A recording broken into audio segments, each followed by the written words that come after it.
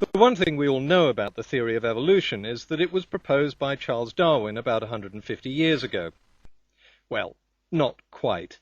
The idea that organisms evolve was floating around for 2,000 years before Darwin and was revived a bit before his time by Jean-Baptiste Lamarck.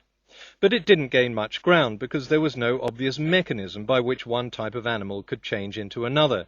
Lamarck suggested that maybe animals changed because they felt the need to change. It didn't sound very scientific, and with no evidence to support it, the idea didn't go very far. What Darwin did was to show a plausible mechanism by which these changes could happen.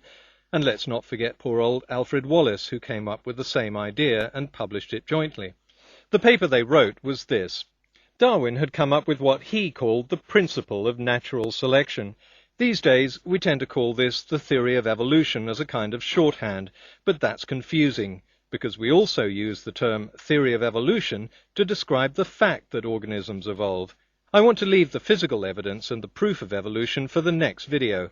In this video, I just want to look at the mechanism, to see whether, sitting in our armchairs and not doing a bit of research, we can predict evolution in animals purely on the basis of what we know, that animals replicate themselves, and that the replication isn't perfect. There's always variation. Just taking these two known facts and nothing else, what do we expect might happen if we keep copying a hypothetical animal generation after generation in a changing environment?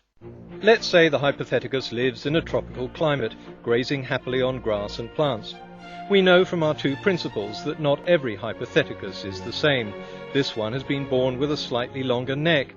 This one has slightly longer legs, the third has slightly longer claws, and the fourth has a slightly hairier body.